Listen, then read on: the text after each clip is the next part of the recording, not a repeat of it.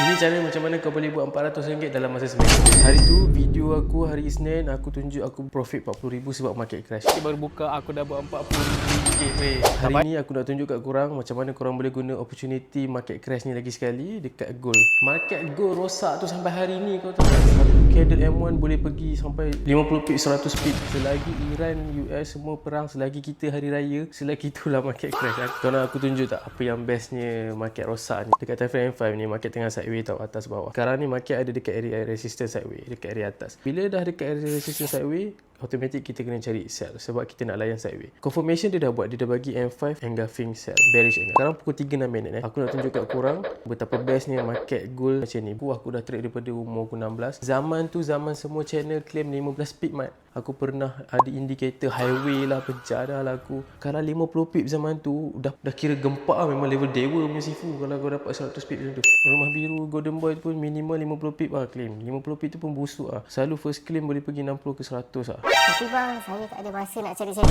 Kalau kau tak ada masa nak cari setup, kau tekan link kat bio aku, tekan titik-titik open browser, kau follow je setup kat rumah biru golden boy tu. Kalau kau tak pandai cari setup and kau nak cuba belajar, kau tekan je link kat bio tu juga. Kau claim ebook kat situ. Kau buka ebook tu kat sebelah kau buka chart, copy 100% sama je. Dia tengah drop begitu. Seminit je kau tengok dah running $1, aku close. Ini macam mana aku grow, nampak ni berapa deposit aku, berapa profit aku, berapa withdrawal aku consistently. Market crash macam ni bukan selalu jadi. Guna peluang ni untuk ubah hidup korang. Make sure kau ada dekat kapal yang betul-betul boleh guide kau, yang betul-betul boleh protect account kau. Aku dah bagi tahu kau apa kau kena buat, korang tinggal nak buat je.